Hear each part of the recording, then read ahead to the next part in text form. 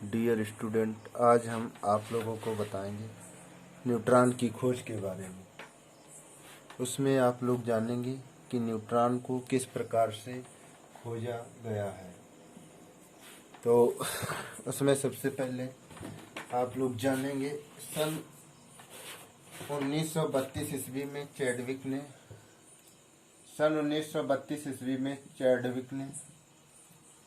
Chadwick एक वैज्ञानिक थे। उन्होंने सन 1932 ईस्वी में बेरिलियम तथा बोरान आदि हल्के तत्वों पर अल्फा कणों की बमबारी की। ये बेरिलियम का सूत्र होता है, ये बोरान का संकेत। इन्हीं पर अल्फा कणों की बमबारी की। अल्फा कणों का मतलब होता है He, हीलियम 2He4। इनको अल्फा कण कहते हैं। जब उन्होंने अल्फा कणों की बमबारी की तो उसमें किस प्रकार से न्यूट्रॉन की खोज हुई थी, अभी हम आपको बता रहे हैं। तो सबसे पहले हेडिंग डालेंगे न्यूट्रॉन की खोज। न्यूट्रॉन की खोज सन 1932 ईस्वी में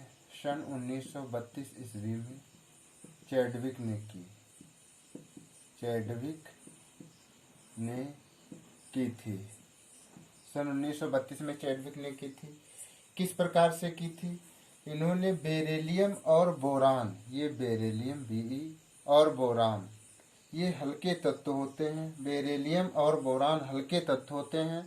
इन तत्वों पर अल्फा कणों की बमबारी की गई। अल्फा कणों का मतलब है 2He4 और प्लस 2He4। जब इन अल्फा कणों की बमबारी की गई, इसमें आप लोग जानते हैं बेरिलियम का परमाणु क्रमांक 4 होता है तथा बेरिलियम का परमाणु भार 9 होता है। इसी प्रकार बोरान का परमाणु क्रमांक 4 होता है और इसका परमाणु भार 10 होता है। अब इसके बाद में आप लोग देखेंगे परमाणु क्रमांक 4 यहाँ पे है 2 6, 4 और 2 मिलाकर के 6 हो गए। 6 परमाणु क्रमांक पर कार्बन आता है। जब कार्बन का परमाणु क्रमांक 6 है और इसका परमाणु भार 12 होता है। अब यहाँ देखिए 4 2 6 है, ये 6 है, अर्थात यहाँ पर शून्य बच रहा है, एक n है ना।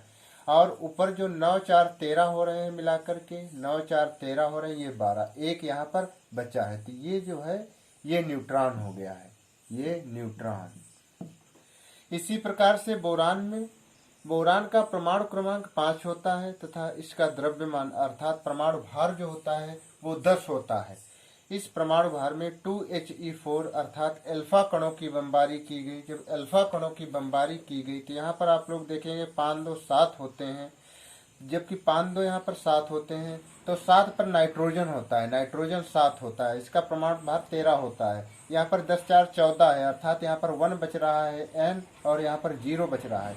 ये भी एक न्यूट्रॉन हो गया, न्यूट्रॉन।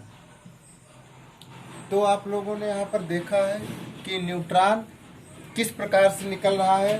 तो सबसे पहले आप लोग यही जानेंगे कि सन 1932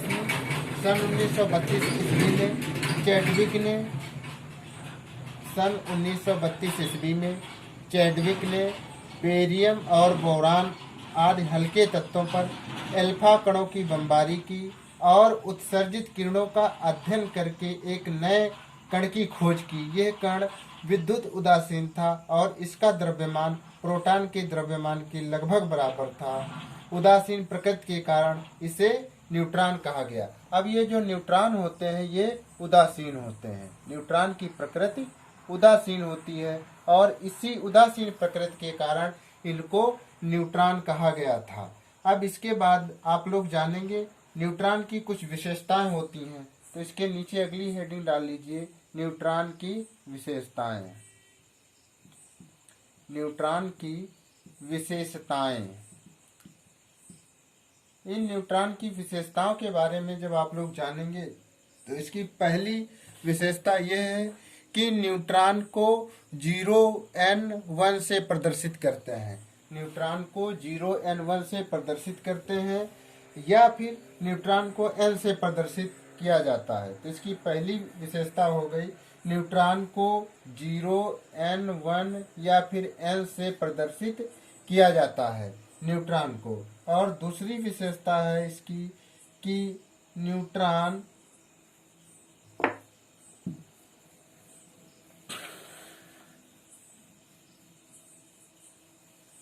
हाँ, तो इसके बाद जो अगली हेडिंग है न्यूट्रॉन की विशेषताएं है।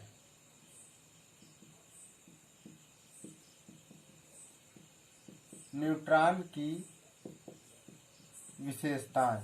इन न्यूट्रॉन की विशेषताओं में पहली विशेषता है न्यूट्रॉन को n से प्रदर्शित करते हैं या फिर न्यूट्रॉन को 0n1 से प्रदर्शित करते हैं या फिर n से या 0n1 से न्यूट्रॉन को प्रदर्शित किया जाता है। तो इसके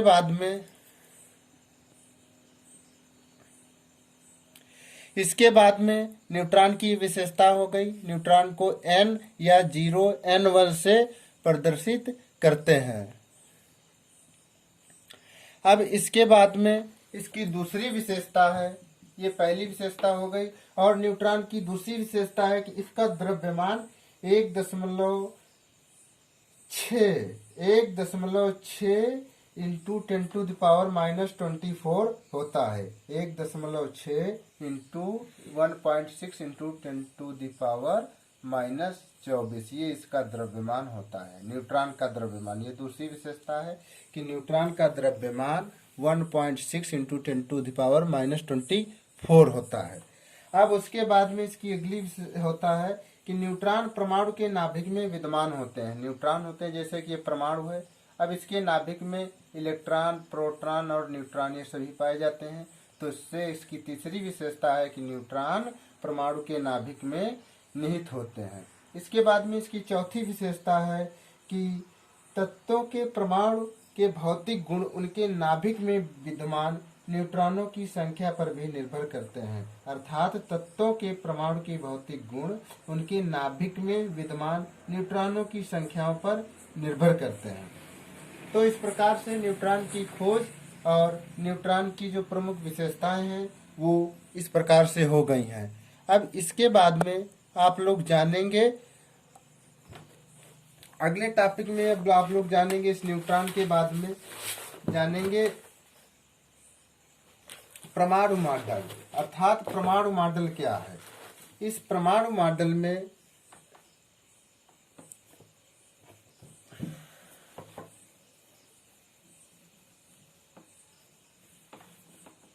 न्यूट्रॉन की खोज के बाद में अगला है परमाणु मॉडल।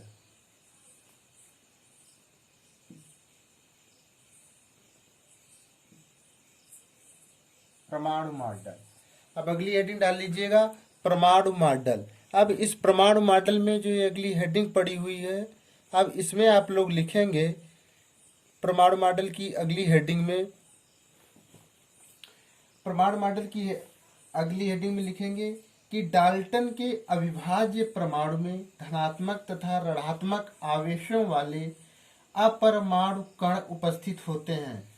परमाणु में इन कणों की व्याख्या करने के लिए विभिन्न परमाणु मॉडल दिए गए।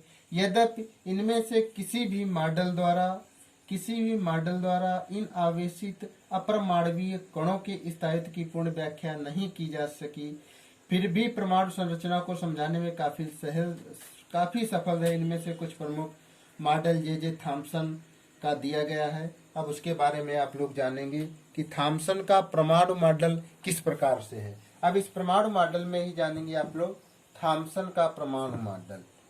परमाणु मॉडल हेडिंग है परमाणु मॉडल, और उसमें पहली हेडिंग डाल लीजिए थॉम्सन का परमाणु मॉडल। थॉम्सन का परमाणु मॉडल। इस थॉम्सन के परमाणु मॉडल में आप लोग जानेंगे कि किस प्रकार से थॉम्सन का ये परमाणु मॉडल था। तो इसमें सबसे पहले एक धनावेशित भाग होता है। इसमें क्या था, इलेक्ट्रॉन तथा प्रोटॉन की खोज के पश्चात, इलेक्ट्रॉन और प्रोटॉन की जब खोज हो गई तो उसके पश्चात बहुत सी कठिनाइयां उत्पन्न हुई। इनमें मूल कणों की परमाणु में स्थितियां क्या हैं, इसको स्पष्ट करने के लिए सन 1898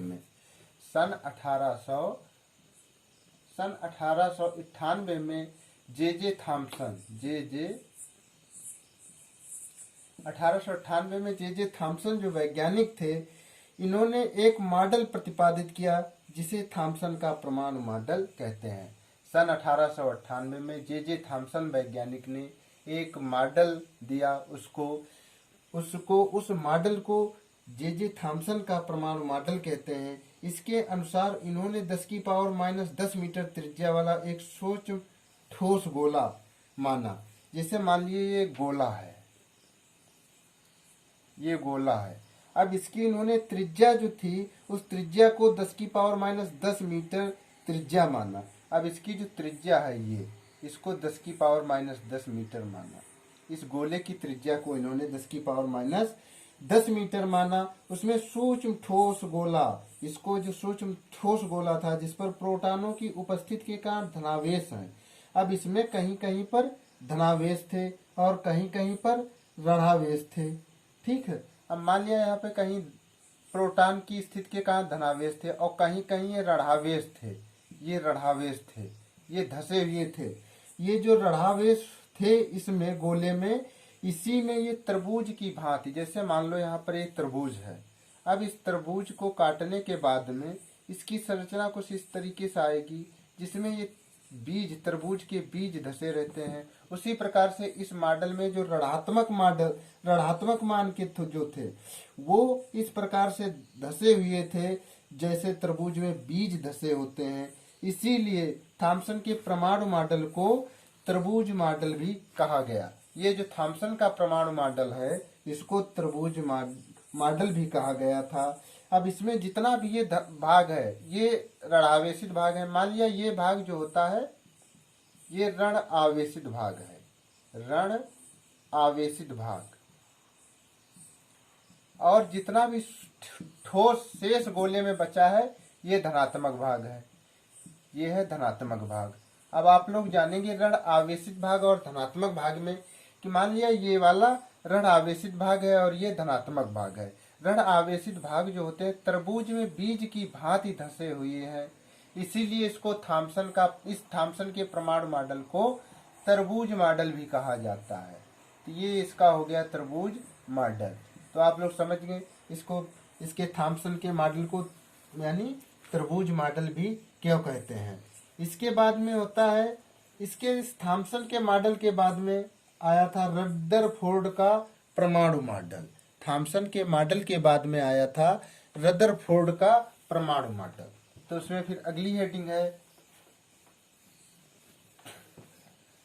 रदरफोर्ड का परमाणु मॉडल। रदरफोर्ड का परमाणु मॉडल। अब इस रदरफोर्ड का जो परमाणु मॉडल है इसमें आप लोग क्या जानेंगे। इसमें सबसे पहले आप लोग सुनेंगे कि सन 1911 में इंग्लिश भौतिकवादी अर्नेस्ट रदरफोर्ड ने किसी परमाणु में दो मूलभूत कणों इलेक्ट्रॉनों तथा प्रोटॉनों की स्थिति ज्ञात करने के लिए अल्फा कण का प्रकीर्णन किया था। रदरफोर्ड ने इसमें एक प्रकीर्णन का प्रयोग किया था जिनमें इन्होंने रेडियो एक्टिव पदार्थ लिया था। उस रेडियो एक्टिव पदार्थ को इन्होंने इस प्रकार से भरा था। मान लीजिए यहाँ पर एक उपकरण इस प्रकार से इन्होंने लगाया था। इस उपकरण में उन्होंने एक रेडियो एक्टिव पदार्थ को भरा हुआ था। अब इसमें मान लिया इन्होंने रेडियो एक्टिव पदार्थ भर दिया। अब इसमें था इनका रेडियो एक्टिव पदार्थ, इसमें इनका रेडियो एक्टिव पदार्थ था जो कि रेडियम के रूप में था। रेडियम के रूप में यह है रेडियो एक्टिव पदार्थ, रेडियो एक्टिव पदार्थ, रेडियो एक्टिव पदार्थ है जो ये रेडियम के रूप में था। तो यहाँ पर रेडियम के रूप में जो इनका रेडियो एक्टिव पदार्थ था, रेडियम के रूप में एक रेडियो एक्टिव पदार्थ इन्होंने जो भरा हुआ था यहाँ पर, इसको रेडियम मान लें, रेडियम। और ये जो रेडियम है यही एक है रेडियो एक्टिव पदार्थ, रेडियो एक्टिव पदार्थ। ये रेडियो एक्टिव पदार्थ जो इन्होंने भरा था उसका नाम था रेडियम। अब इस रेडियो एक्टिव पदार्थ में इन्होंने क्या किया था, एक स्लिट लगाई थी उसमें, जिससे मान लो यहाँ से कणों की बमबारी की गई। इस प्रकार से कणों की बमबारी की गई उसी के बीच में इन्होंने एक स्लिट लगाई हुई थी, ये स्लिट है, ये स्लिट लगाई थी इन्होंने, स्लिट। जब रदरफोर्ड ने स्लिट लगाई थी उसके बाद में अल्फा कण, यहाँ पर से ये जो अल्फा कण है इनको इन्होंने इन अल्फा कणों को इस प्रकार से आगे, यहाँ से जब अल्फा कण गए तो उसके बाद में स्वर्ण की पतली पन्नी, यहाँ पर स्वर्ण की ये पतली पन्नी एक लगी हुई थी, स्वर्ण सोने की, ये सोने की जो पतली पन्नी लगी हुई थी यहाँ पर। अब ये मान लिया सोने की पतली पन्नी है। अब यहाँ पर जो अल्फा कण गए थे यहाँ पर इस प्रकार से गए थे और यहाँ पर टकराने के बाद में प्रतिच्छेद उत्पन्न हुआ था, इस प्रकार से प्रतिच्छेद उत्पन्न हुआ था। तो यहाँ पे क्या था, वृत्ताकार, यहाँ पर एक वृत्ताकार जो ये होता है स्वर्ण की पतली पन्नी, अब इसी में प्रकीर्णन उत्पन्न हुआ था। तो इसीलिए ये जो प्रकीर्णन यहाँ पर हो रहा है कि रदरफोर्ड का ये जो प्रयोग है ये प्रकीर्णन का प्रयोग है, रदरफोर्ड का प्रकीर्णन का प्रयोग। तो ये जो है ये रदरफोर्ड के प्रकीर्णन का यहाँ पर प्रयोग है। इस प्रयोग में आप लोग जानेंगे इस रदरफोर्ड के प्रकीर्णन का प्रयोग किस प्रकार से रहा। इनमें सबसे पहले देखिए इन्होंने क्या किया, इन्होंने सबसे पहले तो रेडियो एक्टिव पदार्थ जैसे रेडियम रेडियो एक्टिव पदार्थ को लिया, इसको लेड के ब्लास्ट के भीतर रखकर प्राप्त अल्फा कणों को एक बारीक लेड की बनी स्लिट से, ये जो लेड की स्लिट दिखाई दे रही है, बारीक लेड की बनी स्लिट से गुजार कर इन्हें पुंज के रूप में प्राप्त किया।